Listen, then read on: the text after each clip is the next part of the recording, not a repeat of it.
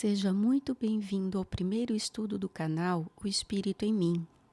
Neste espaço, vamos refletir sobre questões da vida à luz da doutrina espírita, buscando compreensão, consolo e caminhos para uma convivência mais consciente.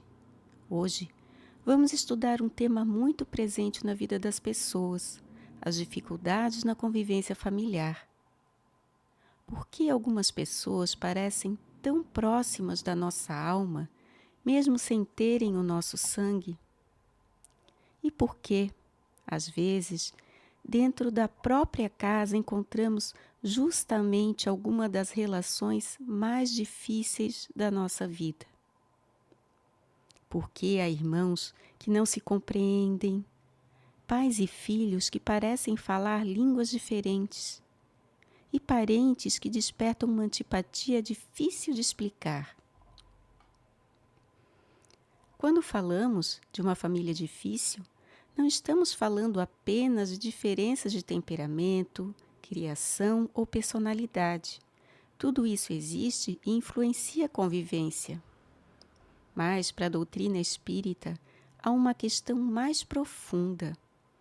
Quem são os espíritos que estão próximos de nós dentro da família? Para o Espiritismo, essas relações podem ter uma história muito maior do que imaginamos. A doutrina espírita nos ajuda a compreender essa questão, mostrando uma diferença importante. Existe a família corporal, formada pelos laços de sangue, e existe a família espiritual, formada pelos laços de afinidade entre os espíritos. Para entender isso, precisamos começar por uma ideia básica. O espírito não nasce no berço. Isso quer dizer que o corpo nasce de outros corpos, mas o espírito já existia antes daquela encarnação. No Livro dos Espíritos, Kardec esclarece que os pais não transmitem aos filhos uma parcela de suas almas. Eles lhes oferecem o corpo, acolhem aquele espírito na experiência material e assumem o dever de auxiliar o seu desenvolvimento. Mas o espírito do filho não é uma continuação espiritual dos pais. Como ensinam os espíritos, o corpo deriva do corpo, mas o espírito não procede do espírito. Isso muda a forma como olhamos para a família. Quando uma criança nasce em uma casa, ela não chega como uma folha em branco do ponto de vista espiritual. Ela chega como um espírito em continuidade. Traz tendências, necessidades, dificuldades e vínculos que não começaram naquele berço. Por isso, vemos filhos muito diferentes dos pais. Às vezes, há semelhança física, mas não há semelhança moral. Em outros casos, existe uma sintonia profunda entre pais e filhos. Quando há semelhança moral, Kardec explica que isso pode ocorrer porque são espíritos simpáticos, atraídos pela analogia de suas tendências, sejam elas boas ou más. Então, a família não é apenas genética. A genética explica o corpo, mas não explica tudo o que somos como espíritos. Se o espírito já existia antes, os laços familiares também podem ser anteriores à vida atual. A sucessão das existências corporais estabelece ligações entre os espíritos que remontam às encarnações anteriores. Por isso, às vezes sentimos simpatia por pessoas que nessa vida parecem estranhas para nós. Mas elas podem não ser tão estranhas assim do ponto de vista espiritual. Nós costumamos pensar na família a partir desta vida. Meu pai, minha mãe, meus filhos, meus irmãos. Mas a vida espiritual é maior do que uma única existência. Alguém que hoje é filho pode ter tido conosco outro vínculo no passado. Alguém que hoje é irmão pode ter sido companheiro de outra caminhada. E também pode acontecer o contrário. Alguém que hoje tem o nosso sangue pode não possuir conosco uma afinidade espiritual profunda. Isso não diminui o valor da família de sangue.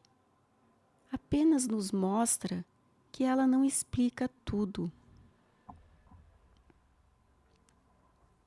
Vamos agora aprofundar um tema muito importante dentro desse assunto: a parentela corporal e a parentela espiritual. No Evangelho segundo o Espiritismo, capítulo 14, item 3, Kardec comenta o mandamento: honrai o vosso pai e a vossa mãe, e explica a chamada piedade filial. O mandamento honrai a vosso pai e a vossa mãe é um corolário da lei geral de caridade e de amor ao próximo, visto que não pode amar o seu próximo aquele que não ama a seu pai e a sua mãe. Mas o termo honrai encerra um dever a mais para com eles, o da piedade filial. Quis Deus mostrar, por essa forma, que ao amor se devem juntar o respeito, as atenções, a submissão e a condescendência, o que envolve a obrigação de cumprir-se para com eles, de modo ainda mais rigoroso, tudo o que a caridade ordena relativamente ao próximo em geral. Esse dever se estende naturalmente às pessoas que fazem as vezes de pai e mãe, as quais tanto maior mérito têm, quanto menos obrigatório é para elas o devotamento. Honrar a seu pai e a sua mãe não consiste apenas em respeitá-los, é também assisti-los na necessidade, é proporcionar-lhes repouso na velhice, é cercá-los de cuidados como eles fizeram conosco na infância. Alguns pais, é certo, descuram de seus deveres e não são para os filhos o que deveriam ser. Mas a Deus é que compete puni-los, e não a seus filhos. Não compete a esses censurá-los, porque talvez hajam merecido que aqueles fossem quais se mostram.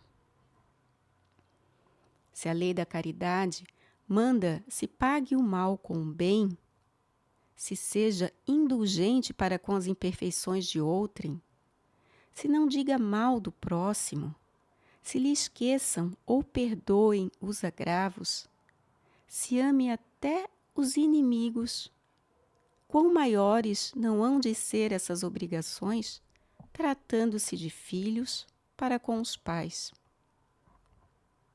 Devem, pois, os filhos tomar como regra de conduta para com seus pais todos os preceitos de Jesus concernentes ao próximo e ter presente que todo procedimento censurável com relação aos estranhos, ainda mais censurável se torna relativamente aos pais.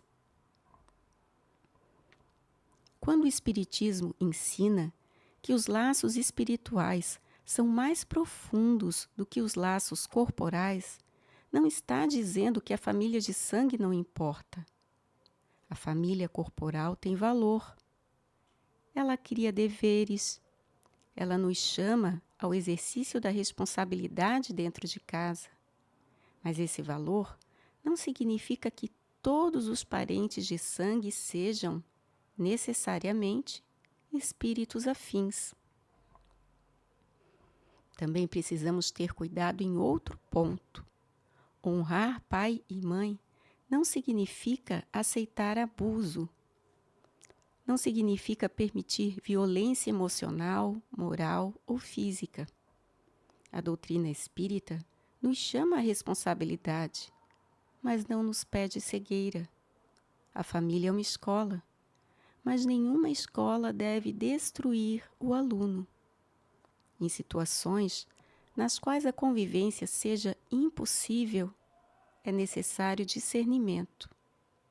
E precisamos cuidar dessa distinção, porque muitas vezes o orgulho ou a vaidade podem nos fazer pensar que a convivência é impossível, quando talvez ela seja apenas difícil.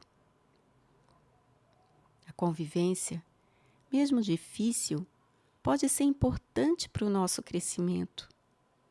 Devemos ter maturidade suficiente para distinguir a convivência possível, porém difícil, daquela convivência que nos adoece psicologicamente, ou na qual existe, inclusive, violência física. Nesses casos, o afastamento pode ser necessário para evitar que os espíritos se comprometam ainda mais do ponto de vista espiritual. Depois disso, o Evangelho segundo o Espiritismo apresenta a passagem em que Jesus pergunta: quem é minha mãe e quem são meus irmãos? O texto relata: e tendo vindo para casa, reuniu-se aí tão grande multidão de gente que eles nem sequer podiam fazer sua refeição. Sabendo disso, vieram seus parentes para se apoderarem dele, pois diziam que perdera o espírito. Entretanto, tendo vindo sua mãe e seus irmãos, e conservando-se do lado de fora, mandaram chamá-lo. Ora, o povo se assentara em torno dele e lhe disseram: tua mãe e teus irmãos estão lá fora e te chamam. Ele lhes respondeu: quem é minha mãe e quem são meus irmãos? E perpassando o olhar pelos que estavam assentados ao seu derredor, disse: eis aqui minha mãe e meus irmãos, pois todo aquele que faz a vontade de Deus, esse é meu irmão, minha irmã e minha mãe. Kardec esclarece que algumas palavras de Jesus podem parecer estranhas quando analisadas isoladamente, sobretudo porque sua doutrina tem como base a lei de amor e caridade. Jesus não poderia destruir de um lado aquilo que ensinava de outro. Pelo que diz respeito a seus irmãos, sabe-se que eles não compreendiam a sua missão. Acolhiam-no mais como estranho do que como irmão, e os seus ensinamentos não os tocavam. Quanto à sua mãe, ninguém poderia contestar a ternura que Jesus lhe dedicava. Supor que ele a tivesse renegado seria desconhecer o caráter daquele que ensinou: honrai a vosso pai e a vossa mãe. Essa passagem prepara para o ponto central do nosso estudo. Jesus não estava negando o valor da família de sangue. Ele estava mostrando que a verdadeira ligação entre os seres não se limita ao nascimento, ao sobrenome ou à convivência na mesma casa. A ligação mais profunda nasce da afinidade espiritual. E é exatamente isso que Kardec desenvolve no item 8 do mesmo capítulo, quando fala da parentela corporal e da parentela espiritual. Os laços de sangue não estabelecem necessariamente os laços espirituais. O corpo procede do corpo, mas o espírito não procede do espírito, porque este já existia antes da formação do corpo. O pai não gera o espírito do filho, fornece-lhe apenas o envoltório corporal, mas deve ajudar seu desenvolvimento intelectual e moral para o fazer progredir. Os espíritos que se encarnam numa mesma família, sobretudo como parentes próximos, são os mais frequentemente espíritos simpáticos, ligados por relações anteriores que se traduzem pela afeição durante a vida terrena. Mas pode acontecer que esses espíritos sejam completamente estranhos uns para os outros, separados por antipatias igualmente anteriores, que se traduzem também por seu antagonismo na Terra, a fim de lhes servir de prova. Os verdadeiros laços de família não são, portanto, os da consanguinidade, mas os da simpatia e da comunhão de pensamentos, que unem os espíritos antes, durante e após a encarnação. Donde se segue que dois seres nascidos de pais diferentes podem ser mais irmãos pelo espírito do que se o fossem pelo sangue. Podem, pois, atrair-se, procurar-se, tornarem-se amigos, enquanto dois irmãos consanguíneos podem repelir-se, como vemos todos os dias. Problema moral que só o Espiritismo podia resolver pela pluralidade das existências. Há, pois, duas espécies de famílias: as famílias pelos laços espirituais e as famílias pelos laços corporais.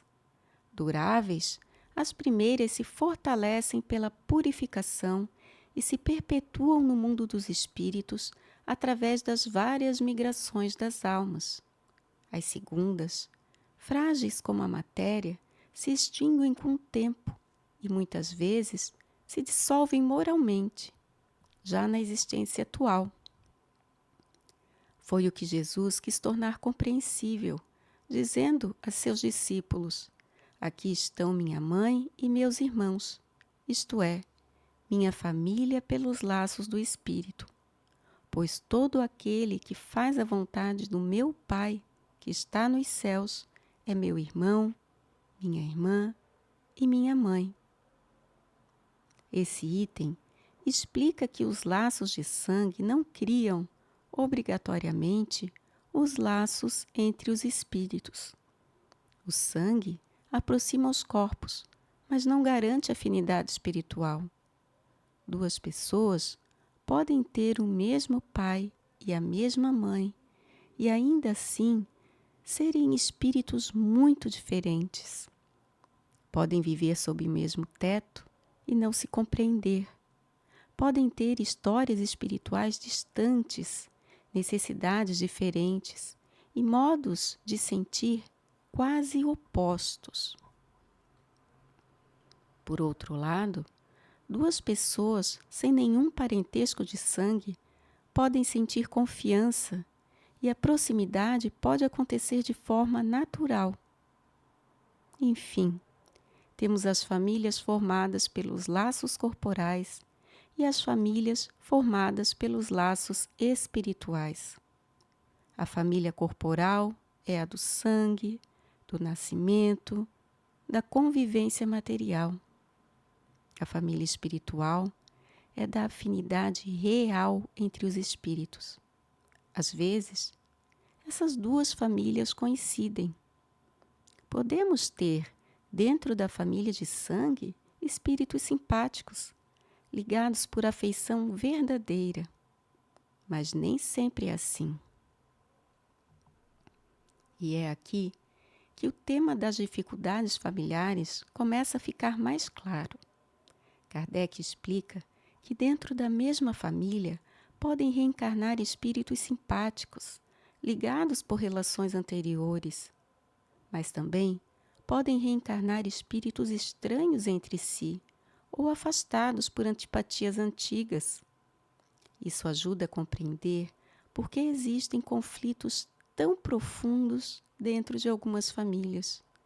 A convivência familiar reúne espíritos que precisam aprender algo juntos. Nem todo reencontro familiar é um reencontro de almas afinadas. Alguns são reencontros de reajuste. Para compreender melhor isso, vamos ver o que o Livro dos Espíritos ensina sobre simpatias e antipatias entre os espíritos. Primeiro, as simpatias. Kardec pergunta: podem dois seres que se conheceram e estimaram encontrar-se noutra existência corporal e reconhecer-se? Os espíritos respondem: reconhecer-se não. Podem, porém, sentir-se atraídos um para o outro. E, frequentemente, diversa não é a causa de íntimas ligações fundadas em sincera afeição. Um do outro, dois seres se aproximam devido a circunstâncias aparentemente fortuitas, mas que, na realidade, resultam da atração de dois espíritos que se buscam reciprocamente por entre a multidão. Essa questão mostra que dois espíritos que se conheceram e se estimaram em outra existência podem se encontrar novamente, sem se reconhecerem claramente, mas sentindo atração um pelo outro. Isso explica algumas afinidades imediatas. Às vezes, conhecemos uma pessoa há pouco tempo, mas já sentimos confiança. É uma sintonia que não se explica apenas pela lógica comum. Isso também pode acontecer dentro da família. Há mães e filhos, irmãos ou parentes que parecem possuir uma ligação naturalmente mais profunda. A relação não precisa ser perfeita, mas existe uma base de simpatia. Na questão 387, Kardec pergunta: a simpatia tem sempre por princípio um conhecimento anterior? Os espíritos respondem: não. Dois espíritos que se ligam bem naturalmente se procuram um ao outro sem que se tenham conhecido como homens. Essa questão é importante, porque mostra que nem toda simpatia vem necessariamente de uma relação anterior específica. Às vezes, dois espíritos simplesmente se harmonizam. Eles têm tendências semelhantes, pensam de forma parecida e se aproximam naturalmente. Isso evita que transformemos tudo em vidas passadas de forma automática. Agora, vamos às antipatias. Na questão 389, Kardec pergunta: e a repulsão instintiva que se experimenta por algumas pessoas, de onde se origina? A resposta é: são espíritos antipáticos que se adivinham e reconhecem sem se falarem. Na questão 390, a antipatia instintiva é sempre sinal de natureza má? Os espíritos respondem: de não simpatizarem um com o outro, não se segue que dois espíritos sejam necessariamente maus. A antipatia entre eles pode derivar da diversidade no modo de pensar. À proporção, porém, que forem se elevando, essa divergência irá desaparecendo e a antipatia deixará de existir. Essas questões são muito interessantes. A questão 389 mostra que a repulsão instintiva pode vir de espíritos antipáticos que se reconhecem sem palavras. E a questão 390 traz um cuidado essencial. Antipatia não significa necessariamente que uma pessoa seja má. Às vezes, dois espíritos apenas não se harmonizam, pensam diferente, sentem diferente, têm modos muito distintos de ver a vida. Isso é muito comum dentro da família. Há pessoas que não conseguem conversar sem atrito. Uma frase simples vira discussão. Um gesto pequeno é interpretado como ofensa. Parece que existe uma tensão constante no ar. Pela visão espírita, isso pode ter várias causas. Pode haver diferenças de temperamento, pode haver mágoas desta vida, pode haver orgulho E pode haver também uma antipatia anterior, que reaparece como uma oportunidade de reajuste. Na questão 391, os espíritos explicam que diferentes são as causas e os efeitos da antipatia entre eles. Um espírito mau antipatiza com qualquer que o possa julgar e desmascarar. Ao ver pela primeira vez uma pessoa, logo sabe que vai ser censurado. Seu afastamento dessa pessoa se transforma em ódio e inveja e lhe inspira o desejo de praticar o mal. O bom espírito sente repulsão pelo mal, por saber que este não o compreenderá, e porque díspares dos dele são os seus sentimentos. Entretanto, consciente da sua superioridade, não alimenta ódio nem inveja contra o outro. Limita-se a evitá-lo e lastimá-lo. Esse trecho é muito importante para a nossa atitude prática. Mesmo quando existe antipatia, ela não precisa se transformar em ódio. Mesmo quando a convivência é difícil, não precisamos alimentar vingança. A dificuldade pode existir, mas não precisa comandar todas as nossas escolhas. Para compreender melhor as consequências de atos antigos entre os espíritos, vale trazer mais duas questões. Na questão 294, Kardec pergunta: a lembrança de atos maus que dois homens praticaram, um contra o outro, constitui obstáculo a que entre eles reine simpatia? Os espíritos respondem: essa lembrança os induz a se afastarem um do outro. Na questão 295, que sentimento anima, depois da morte, aqueles a quem fizemos mal neste mundo? E a resposta é: se são bons, eles vos perdoam segundo o vosso arrependimento. Se são maus, é possível que guardem ressentimento do mal que lhes fizestes e vos persigam até, não raro, em outra existência. Deus pode permitir que assim seja por castigo. Essas duas questões ajudam a compreender por que certas relações podem carregar resistência, mágoa ou afastamento. A lembrança de atos maus pode criar obstáculos à simpatia, e aqueles a quem fizemos mal podem reagir de formas diferentes conforme o seu estado moral. Isso nos ajuda a compreender certas antipatias familiares sem cair em explicações simplistas. Não podemos olhar para uma família difícil e afirmar: então vocês foram inimigos em outra vida? Isso seria irresponsável. Mas podemos compreender que existem vínculos espirituais complexos. Às vezes, aquilo que aparece como conflito atual pode ter raízes mais antigas. Para concluir essa parte das afeições, vale mencionar também a questão 297. Continua a existir sempre, no mundo dos espíritos, a afeição mútua que dois seres se consagraram na Terra? Os espíritos respondem: sem dúvida, desde que originada de verdadeira simpatia. Se, porém, nasceu principalmente de causas de ordem física, desaparece com a causa.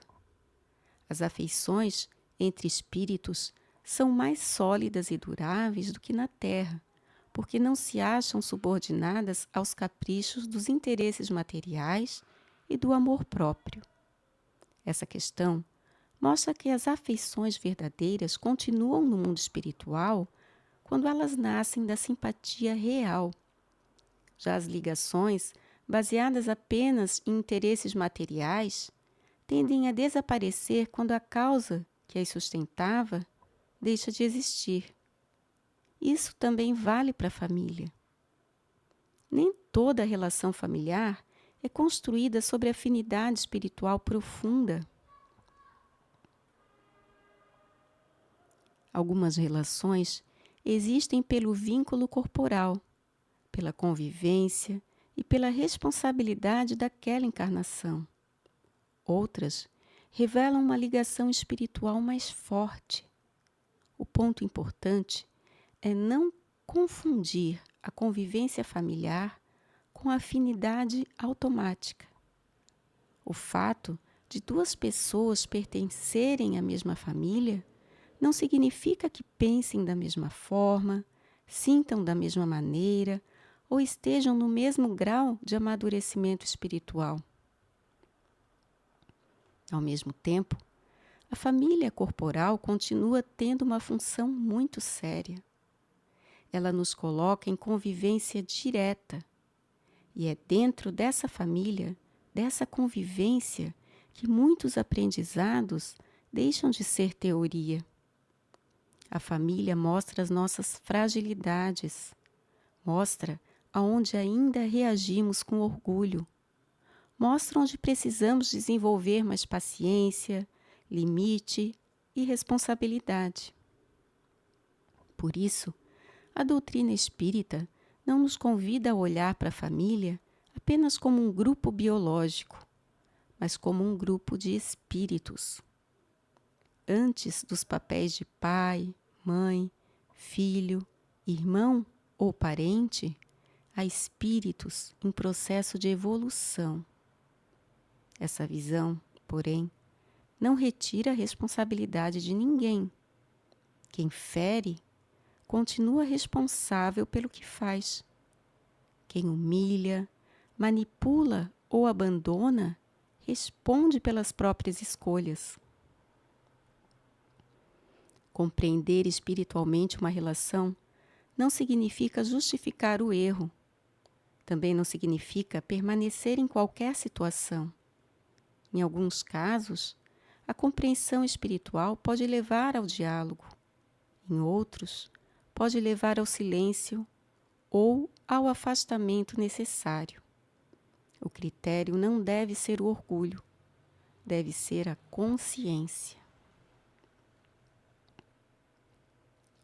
Dando continuidade, passemos à leitura da questão 774. Há pessoas que, do fato de os animais, ao cabo de certo tempo, abandonarem suas crias, deduzem não serem os laços de família entre os homens mais do que resultado dos costumes sociais, e não efeito de uma lei da natureza. O que devemos pensar a esse respeito? Os espíritos respondem: diverso dos animais é o destino do homem. Por que então querem identificá-lo como estes? Há no homem alguma coisa a mais além das necessidades físicas. Há a necessidade de progredir. Os laços sociais são necessários ao progresso e os de família, mais apertados, tornam os primeiros. Eis porque os segundos constituem uma lei da natureza. Quis Deus que, por essa forma, os homens aprendessem a se amar como irmãos. Na questão 775, Kardec pergunta: qual seria para a sociedade o resultado do relaxamento dos laços de família? A resposta é uma recrudescência do egoísmo. Essas questões deixam claro que os laços de família fazem parte da lei da natureza e possuem um papel importante no progresso moral. O problema não está na existência da família. O problema está no modo como vivemos esses laços. A família pode educar, mas também pode adoecer quando é vivida com egoísmo ou orgulho. Depois de toda essa base do Evangelho segundo o Espiritismo e do Livro dos Espíritos, vale trazer alguns exemplos da literatura espírita para ilustrar o nosso estudo. Eles vão nos ajudar a compreender de forma mais simples como a parentela corporal pode reunir espíritos ligados por débitos, afeições e necessidades de reajuste. Um dos exemplos aparece no livro Ação e Reação, de André Luiz, psicografado por Chico Xavier, no capítulo 12, chamado Dívida Agravada. Nesse caso, encontramos Marina, Zilda, Jorge e Nilda. Em uma existência anterior, Zilda estava noiva de Jorge e Marina era sua irmã. Marina acaba se envolvendo com um noivo da irmã. Jorge, então, se afasta de Zilda e se liga a Marina. Zilda, profundamente ferida pela traição, acaba cometendo suicídio. Esse fato cria um drama espiritual muito sério. Marina se compromete moralmente diante da irmã. Jorge também se compromete por sua participação naquele abandono. E Zilda, ao tirar a vida, agrava o próprio sofrimento. Mais tarde, essas almas se reencontram em uma nova configuração familiar. Zilda retorna como Nilda, filha de Marina e Jorge. A irmã, que foi ferida e se suicidou, retorna agora como filha do casal, formado por Marina e Jorge. Nilda nasce em uma condição de grande sofrimento. Chora muito, exige cuidados constantes e apresenta limitações ligadas ao processo doloroso que viveu e ao suicídio. Marina, que antes feriu a irmã, agora precisa cuidar dela como filha. Jorge, que antes participou daquele desequilíbrio afetivo, também passa a conviver com as consequências de suas escolhas. Esse caso mostra de forma muito prática como a família pode se tornar um campo de reparação. Aquela que antes feriu, agora precisa cuidar. Aquele que antes abandonou, agora precisa permanecer. Aquela que antes sofreu, agora recebe uma nova oportunidade de vida no mesmo círculo de espíritos, recebendo o cuidado e o amor que necessita. O objetivo não é punir. O objetivo é oferecer uma nova possibilidade de educação moral aos envolvidos. A vida coloca aquelas almas novamente próximas para que possam agir de outra maneira. Outro exemplo também aparece em Ação e Reação, no capítulo 14. É o caso de Ildeu, Marcela, Roberto, Sônia e Márcia. Na vida atual, narrada na obra, Ildeu é marido de Marcela e pai de 3 filhos, Roberto, Sônia e Márcia. À primeira vista, vemos apenas uma família em crise. Ildeu é um marido difícil, pensa em abandonar a esposa, age com dureza e sente uma rejeição instintiva pelo filho Roberto. Ao mesmo tempo, demonstra forte apego pelas filhas. A espiritualidade nos mostra, então, a origem daquele quadro. Em uma existência anterior, Ildeu já havia sido marido de Marcela, porém, não respeitou o compromisso assumido. Envolveu-se com 2 jovens irmãs e contribuiu para a queda moral delas. Depois, abandonou Marcela.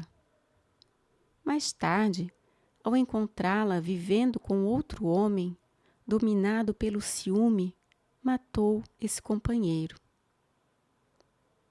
Na nova encarnação, as mesmas almas se reúnem outra vez. Marcela retorna como esposa de Ildeu. As duas jovens que ele havia prejudicado retornam como suas filhas, Sônia e Márcia. E o homem que ele matou retorna como Roberto, seu filho. Esse exemplo é muito forte, porque mostra a mudança de papéis dentro da família. Aquele que tirou a vida de alguém recebe a oportunidade de dar a vida e ser pai desse mesmo espírito. Aquele que desviou duas jovens recebe a responsabilidade de guiá-las no bom caminho e educá-las como filhas. Aquele que falhou no compromisso conjugal recebe uma nova chance dentro do casamento. Essa obra também nos mostra um ponto essencial. A reencarnação oferece a oportunidade, mas as escolhas cabem a nós. Ildeu tinha uma nova chance de reparar, mas continuava usando o livre-arbítrio de forma equivocada. Continuava repetindo tendências antigas, continuava falhando diante da esposa e dos filhos. Isso é muito importante para o nosso estudo. Deus aproxima os espíritos. Deus oferece novas oportunidades, mas ninguém é forçado a melhorar. Cada espírito continua livre para escolher como irá agir. Por isso, muitas vezes, os conflitos permanecem por várias existências. Não porque Deus deseje o sofrimento, mas porque os espíritos envolvidos continuam repetindo os mesmos erros, recebem oportunidades, mas nem sempre as aproveitam. A família é uma escola, mas o aluno pode resistir à lição. Outro exemplo aparece na obra Entre a Terra e o Céu, também de André Luiz, psicografada por Chico Xavier. Na obra, encontramos o caso de Amaro, Zulmira, Odila e Júlio. Amaro havia sido casado com Odila, com quem teve filhos. Depois da desencarnação de Odila, ele se casa com Zulmira. Zulmira, então, torna-se madrasta de Júlio, filho de Amaro e Odila. Zulmira não aceita bem o carinho que Amaro dedica ao menino. Sente ciúmes, incomoda-se com a presença dele e chega a desejar, no seu íntimo, que Júlio desapareça da sua vida. Júlio acaba desencarnando em um afogamento. Zulmira não é autora direta da morte, mas se compromete moralmente pelo sentimento que alimentou e pela omissão diante da situação. Odila, a mãe desencarnada de Júlio, fica presa à dor e à revolta. Culpa Zulmira e passa a persegui-la espiritualmente, vendo nela uma inimiga. Mais uma vez, a solução espiritual não vem pela vingança, vem pelo reajuste. Júlio acaba retornando ao mesmo círculo familiar. A madrasta, que antes não soube acolhê-lo, recebe uma nova oportunidade junto dele, agora como sua mãe biológica. Zulmira passa a ter a chance de desenvolver, em relação àquele espírito, o cuidado que antes não conseguiu oferecer. Odila, a mãe desencarnada, também precisa aprender. Ela deixa pouco a pouco de agir apenas como uma mãe ferida e passa a compreender que o amor verdadeiro não é posse. Para ajudar o filho, ela precisa colaborar com o reajuste de Zulmira e parar de alimentar o ódio, a perseguição e o desejo de vingança. Esse caso mostra que a família pode reunir espíritos não apenas pelo afeto, mas também pela necessidade de corrigir sentimentos. A ciúme, culpa, dor e responsabilidade mas também a oportunidade de refazer. Esses exemplos ajudam a compreender por que a família é uma das formas mais simples e fortes de reunir espíritos que precisam se reconciliar. Na família, há convivência e contato diário, e existem vínculos naturais que favorecem a aproximação. Quando um espírito renasce como filho, chega frágil, pequeno e dependente. Essa condição desperta nos pais o instinto de cuidado. A maternidade, a paternidade e a convivência diária ajudam a criar uma aproximação que talvez fosse muito difícil em outra situação. O antigo desafeto pode renascer como filho justamente porque nessa posição terá mais chances de ser acolhido e amado. Um espírito que antes foi odiado pode voltar pequeno e indefeso, despertando compaixão e cuidado, onde antes havia resistência. Um espírito que prejudicou alguém pode retornar como pai ou mãe para aprender a proteger e a se doar àquele a quem antes feriu. Isso não resolve tudo automaticamente. Nascer na mesma família não apaga o passado, nem transforma de um dia para o outro antipatia em amor, mas cria uma oportunidade concreta de convivência. E essa convivência é muito importante. Na rua, podemos evitar uma pessoa difícil. No trabalho, podemos manter certa distância. Mas na família, a relação costuma exigir mais esforço. O filho precisa dos pais. Os pais precisam educar o filho. Os irmãos dividem o mesmo ambiente. Os cônjuges enfrentam a rotina. É justamente por isso que a família é uma escola tão exigente. Em um planeta de provas e expiações como a Terra, não devemos esperar famílias perfeitas. A Terra ainda reúne espíritos em aprendizado. Por isso, as famílias também refletem esse estágio. Não devemos considerar que todo problema familiar também tem origem em outra vida, porque muitos conflitos nascem da educação, do temperamento e das escolhas atuais. Mas a visão espírita amplia o nosso olhar. Ela mostra que algumas relações podem trazer raízes mais antigas e que a convivência familiar pode apresentar uma oportunidade de reparação.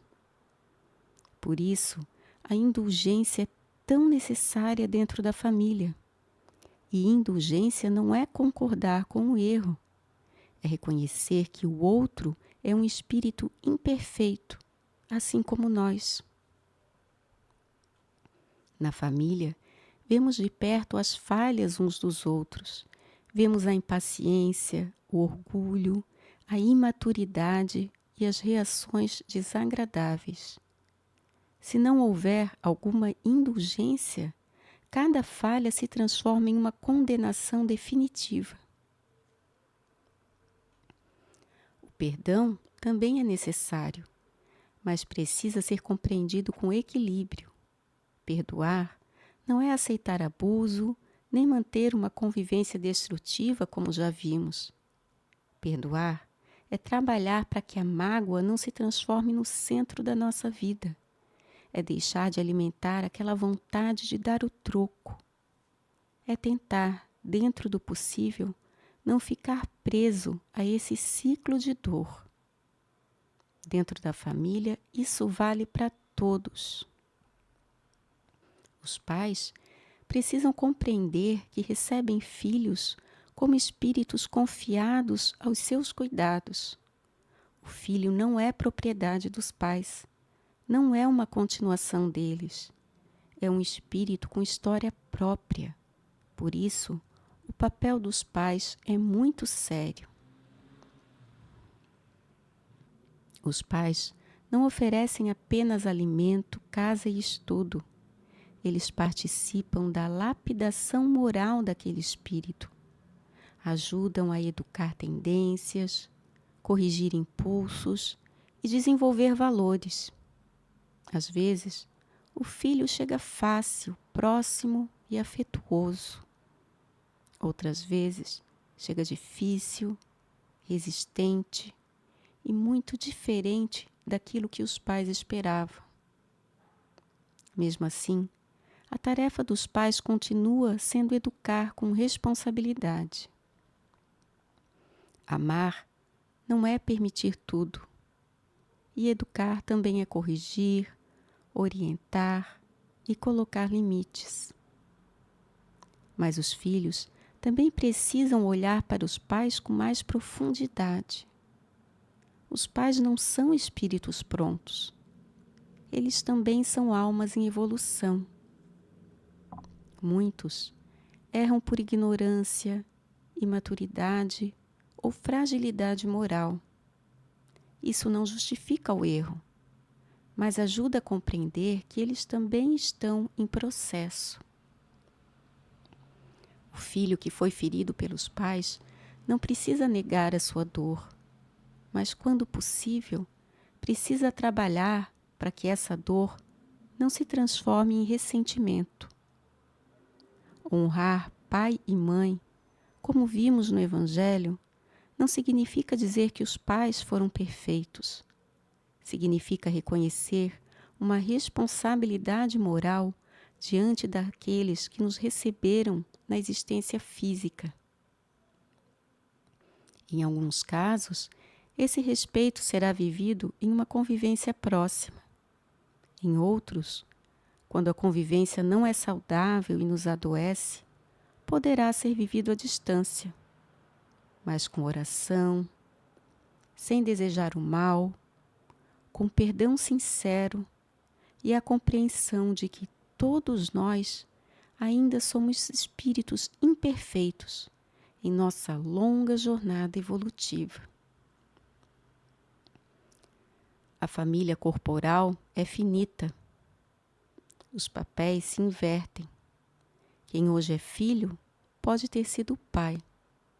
Quem hoje é pai pode ter sido devedor.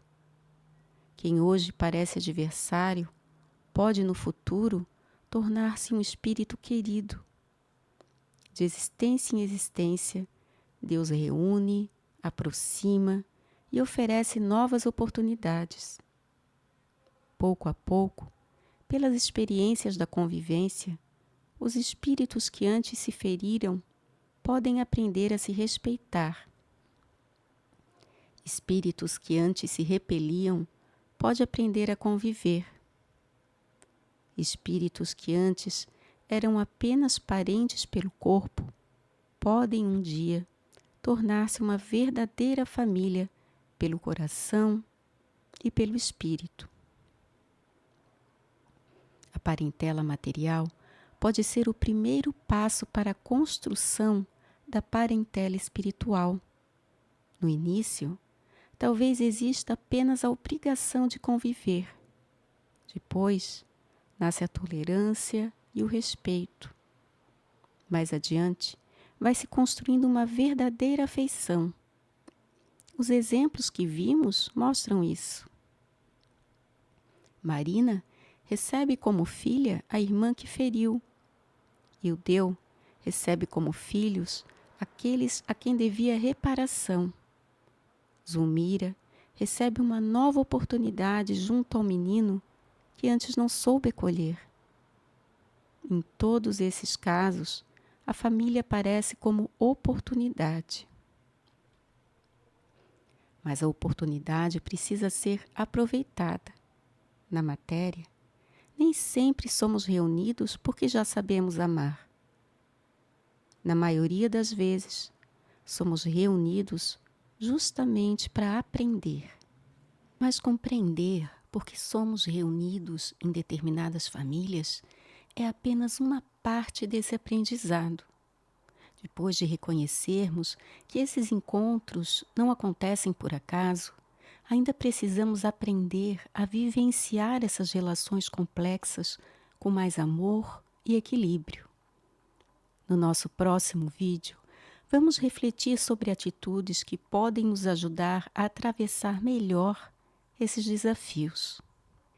Espero que esse estudo tenha contribuído para ampliar a sua compreensão sobre a convivência familiar à luz da doutrina espírita.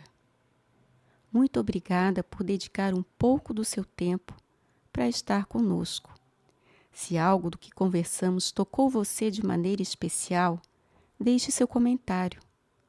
Sua participação enriquece esse espaço e pode levar consolo e novas perspectivas a outras pessoas. Se desejar, compartilhe esse estudo com familiares e amigos. Talvez essas reflexões cheguem exatamente a quem mais precisa nesse momento. Inscreva-se no canal O Espírito em Mim e ative as notificações para acompanhar os próximos estudos, preces e irradiações. Que a paz permaneça em seu coração e até o nosso próximo encontro.